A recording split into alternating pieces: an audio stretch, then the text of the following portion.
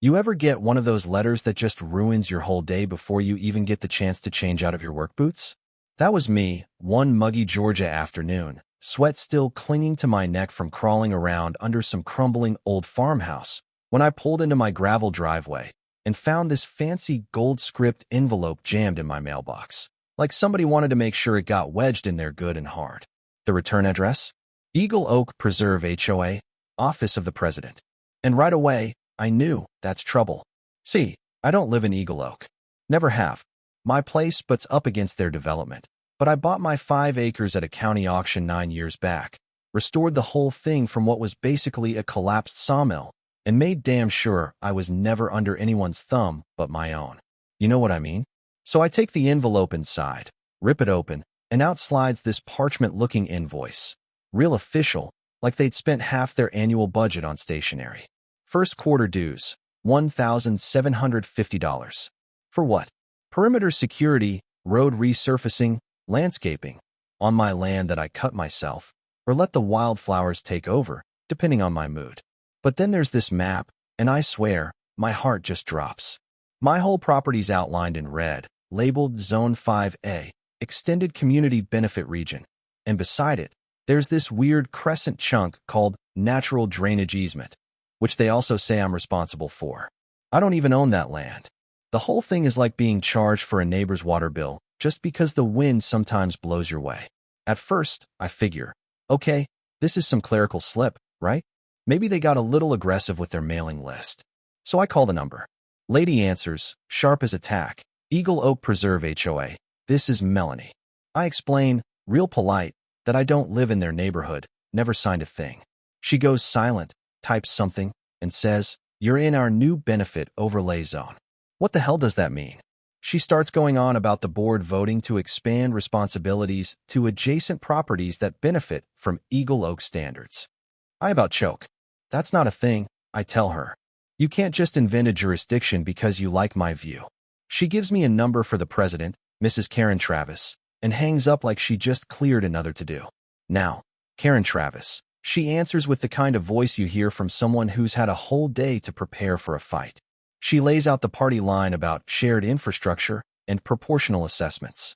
She's quoting stuff like rural overlay compacts and half-mile jurisdictional boundaries, talking as if she's reading from the HOA's book of Revelation. It's all smoke. I keep my cool and ask about that weird drainage parcel, and she slides right into this federal seizure nonsense, claims the land's unclaimed, so I get to help pay for it. Yeah, that happened. I hang up, but not before letting her know I'm not buying it. Then I start digging. 2 hours of paperwork, title deeds, plat maps, exemption letters from when I bought the land. Everything says the same thing. I'm not in their HOA, never was, never will be. But this invoice feels like a warning shot. Next morning, I'm at the county records office before they even unlock the doors, looking for anything new filed on my parcel. Mara, the clerk, knows the drill. She's seen more than a few folks run through the same mess. She slides over a thick stack of filings, and that's where I see it. A revised boundary map from 10 months back. My property, suddenly inside Extended Benefit Region B, with my signature, except I haven't signed anything since cursive stopped being cool. Someone forged my name. Not just mine, either, couple neighbors' names, too. So I snap pictures, text the neighbors. You sign anything for Eagle Oak? They write back fast. Nope. WTF. I print everything, draft a letter, send it certified to the HOA, the zoning board, the property assessor. I include every document I've got, from my exemption to the fresh evidence of forgery, and state in big, angry font that I never authorized any of this. Just to be sure, I also call a surveyor, Brian Keller from Oak Ridge Geometrics. The guy knows the county's bones like his own backyard. We meet up at a diner, where he pulls up the plat on his battered laptop. Original boundaries, clean as a whistle. Then he shows me the corrected version, which is a disaster. Parcels redrawn, GIS data overwritten, all marked as community agreement. Not only is it not legal, it's plain old fraud. Keller's already spotted that the signatures and digital timestamps don't line up, and some of the properties don't even touch the HOA zone. He agrees to go on record, and now I'm not just mad. I'm ready for war. A few days later, I'm hiking the border with a buddy when we find a weathered IRS seizure sign on the so-called drainage easement.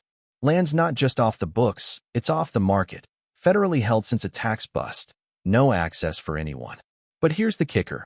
HOA still bills me for ecological maintenance. I email Keller. He runs an analysis. No shared ecosystem, no legal overlap. Anyone claiming joint use is lying, he writes. That's all I need. By now, I'm done being nice. I send a formal cease and desist to the HOA, CC the county and the IRS, and even a local reporter for good measure. Couple days later, a black SUV rolls up. Lady in a gray suit delivers a new bill, $3,000 now, with penalties, fines, and a brand new clause called the implied benefit doctrine. I can't help but laugh. Sounds like something out of a bad law show. I tell her to send Karen my regards, preferably with a shovel. This is where things get wild. I bring in a lawyer, Jillian, sharp, fast, allergic to HOA nonsense. She files a non-affiliation notice, sends a complaint to the Land Commission, and copies the county prosecutor. Meanwhile, Keller connects me with Eli Watts, a retired GIS tech who did some freelance work for the HOA. Eli slides me a flash drive of internal maps, one version with the original boundaries, one doctored with my parcel, the seized land, and a couple other unlucky souls colored in. I send the proof to Jillian, who's practically giddy, calls it boundary laundering, and prepares a fraud complaint. I take it public. Local paper runs my story, features interviews with me, Keller, and neighbors who'd gotten similar bills.